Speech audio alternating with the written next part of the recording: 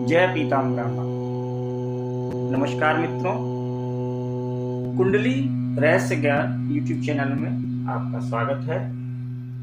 आज हम अपनी कुंडली स्वयं कैसे देखें, इस विषय पे जानकारी प्राप्त करेंगे, चर्चा करेंगे। प्रत्येक व्यक्ति के मन में यह विचार आते हैं कि ईश्वर ने मेरा जीवन कैसा लिखा है, मेरे को क्या क्या ईश्वर की कृपा से प्राप्त होगा, मुझे कितना धन मिलेगा, मैं कैसे धन अर्जित करूंगा, मेरा जीवन साथी कैसा होगा, मेरे को संतान कैसी प्राप्त होगी, आदि तमाम प्रश्न जो है वह मस्तिष्क में आते रहते हैं। जिज्ञासा रहती है इसके प्रति, और इन जिज्ञासाओं को हम अपनी कुंडली का देख करके, विवेचन करके उसकी स्थिति के अनुसार पता कर सकते हैं।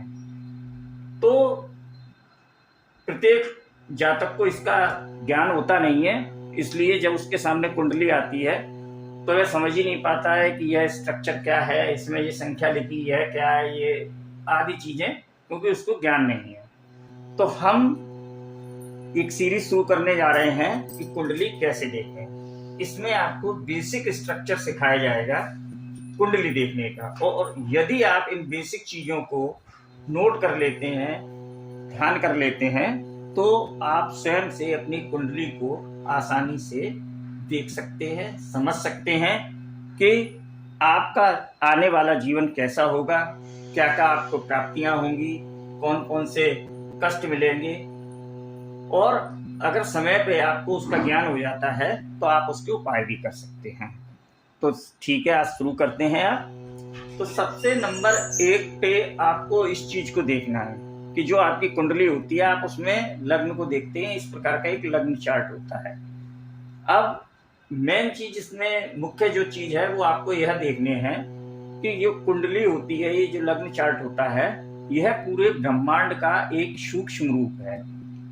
जो ये 12 भाव होते हैं लग्न चार्ट के, इसको प्रथम भाव कहते हैं। प्रथम भाव, द्वितीय भाव, तृतीय भाव, चतुर्थ भाव, पंचम भाव, षष्ठम भाव, सप्तम भाव, अष्टम भाव, नवम भाव, दसम भाव, एकादश भाव, द्वादश भाव। यह जो 12 भाव होते हैं, यह हमेशा इसी तरीके से देखे जाते हैं। जो प्रथम भाव होगा उसे लग्न कहते हैं, और लग्न स्थान से ही कुंडली प्रारंभ होगी।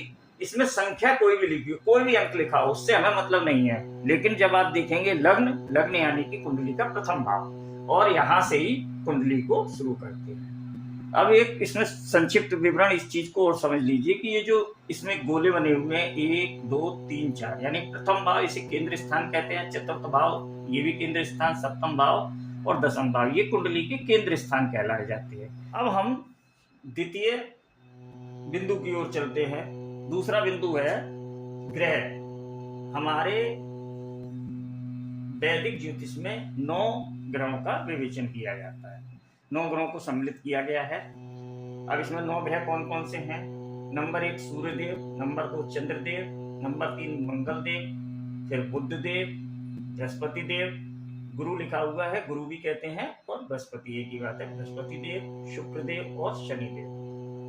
2 ग्रह और हैं, राहु देव और केतु देव। राहु देव और केतु देव जो है, इनको छाया ग्रह कहते हैं, और बाकी के जो ये 7 ग्रह हैं, इनका भौतिक अस्तित्व है, इन दोनों का भौतिक अस्तित्व नहीं है, इनको छाया ग्रह में सम्मिलित किया जाता है। लेकिन कुंडली में इन 9 ग्रहों का पूर्ण रूप से प्रभाव रहता है स्थिति के अनुसार।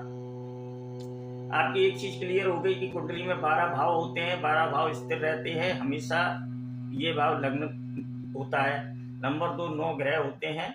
अब आते हैं हम तीसरे बिंदु की ओर। तीसरा बिंदु है राशि। राशि कितनी होती है? हमारे ज्योतिष में 12 राशियां हैं।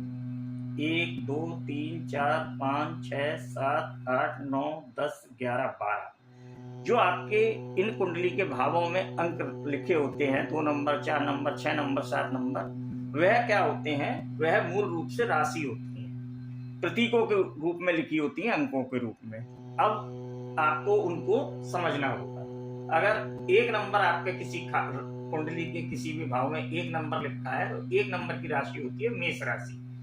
2 नंबर वृषभ राशि, 3 नंबर मिथुन राशि, 4 नंबर कर्क राशि, 5 नंबर सिंह राशि, 6 नंबर कन्या राशि, 7 नंबर तुला राशि, 8 नंबर वृश्चिक राशि, 9 नंबर धनु राशि, 10 नंबर मकर राशि, 11 नंबर कुंभ राशि और 12 नंबर मीन राशि। यानी कि ये जो लिखे हुए हैं, अगर आपकी कुंडली में मान लीजिए यहाँ पे 3 नंबर लिखा है, तो आप क्या कहेंगे? 3 नंबर यानी कि 3 नंबर देखते ही आपके दिमाग में ये चीज आनी चाहिए कि 3 नंबर यानी कि मिथुन राशि, यानी कि मेरी लग्न कौन सी है? मिथुन।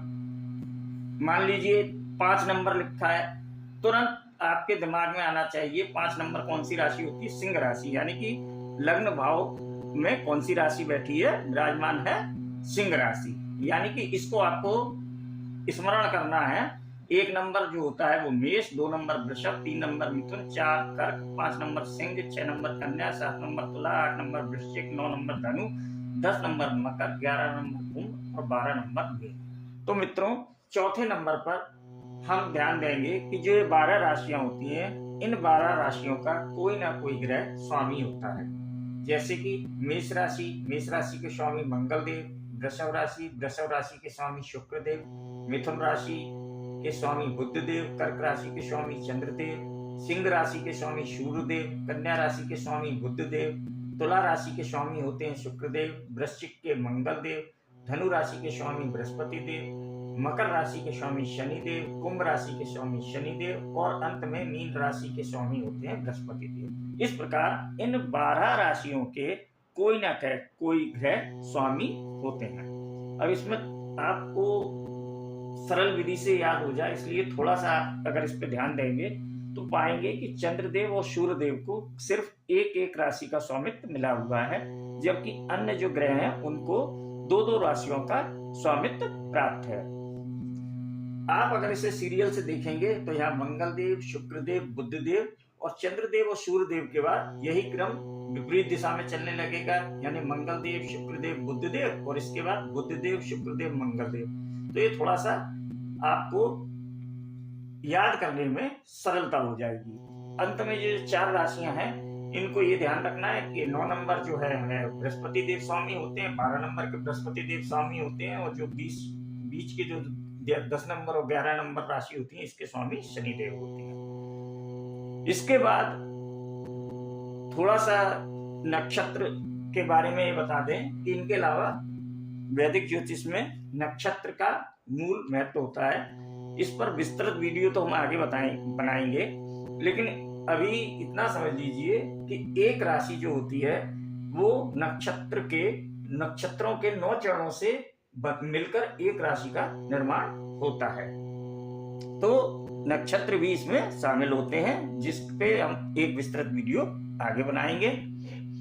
तो उम्मीद है कि आपको विषय वस्तु समझ में आई होगी, पसंद आई होगी। अगर मेरी बनाई हुई वीडियो आपको पसंद आती है तो वीडियो को लाइक कीजिए, चैनल को सब्सक्राइब कीजिए